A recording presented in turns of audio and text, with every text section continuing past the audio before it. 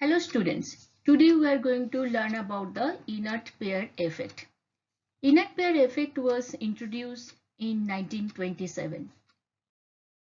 First we should know what is called inert pair effect.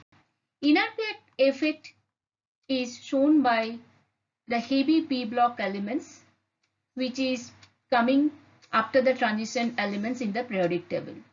At this heavy p block element, they contain the outermost 5s or 6s orbitals and which is not ready to participate in the chemical reactions, and that's why they don't form in the chemical bond. So this kind of behavior by 5s and 6s orbital by the heavy p block elements is known as inert pair effect. Now let's explain the inert pair effect.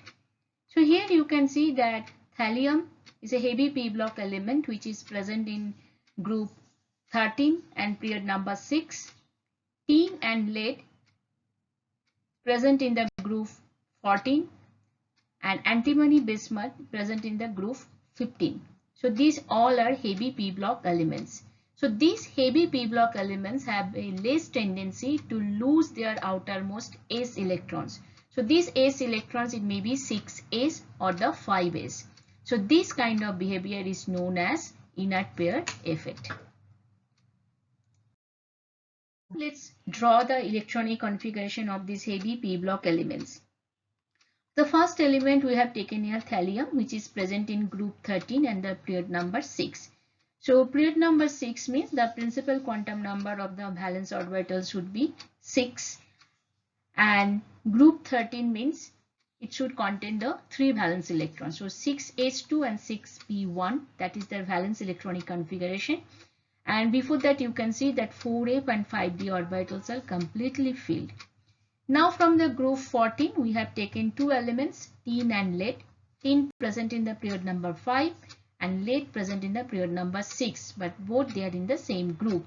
So group 14 means the valence electrons should be 4, and when it is a period number 5, so that means that principal quantum number of the valence orbital is 5. So that means 5s2 and 5p2, and for the lead it will be 6s2 and 6p2.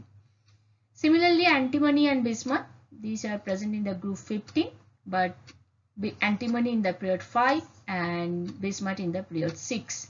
So group 15 means total 5 valence electrons. Period 5 means the principal quantum number of the valence orbitals would be 5s 5p. Period 6 means it is 6s2 and 6p3. So these are the valence electrons of all these heavy p block elements. And here you can see that for the thallium, 4f and 5d is completely filled. For tin, 4d is completely filled. Lead, 4f and 5d is filled. Antimony, 4d is filled. And bismuth, 4f and 5d is filled. So that means in these heavy p block elements, either their f or d or both f and d orbitals are completely filled. So these f and d orbitals having a poor shielding effect, and that's the reason all these s electrons present in either 6s or 5s orbitals don't want to lose easily.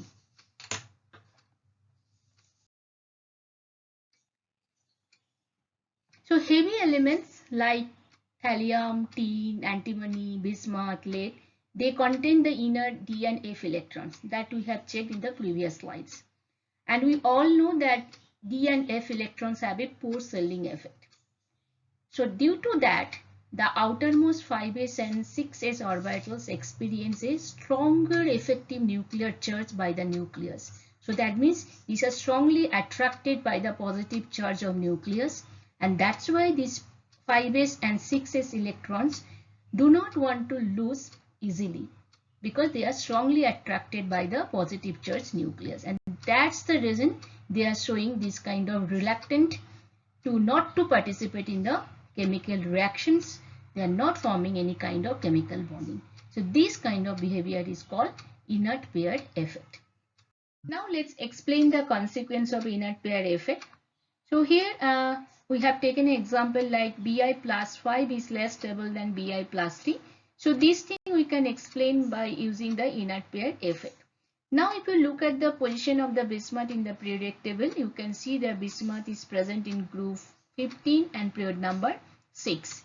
So the valence electronic configuration is 6H2 and 6P3.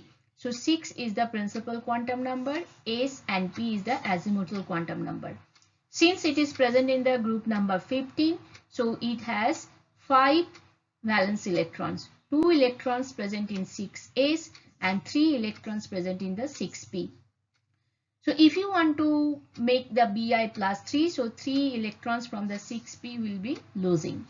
If bismuth want to form Bi plus 5, so it has to lose the 3 electrons from 6p as well as the 2 electrons from the 6s. But here you can see in the electronic configuration that before this 6s and 6p, the 4f and 5d orbitals are completely filled. And we all know that f and d orbitals having a pore shielding effect. So since this f and d orbitals having a pore shielding effect, the 6s electrons are now strongly attracted by the positive charge of nucleus. So that is the reason bismuth doesn't want to lose the electrons which is present in the 6s orbital, and therefore Bi plus 5 is less stable than Bi plus 3. Now let me give you another example, like tin plus 2 is more stable than tin plus 4.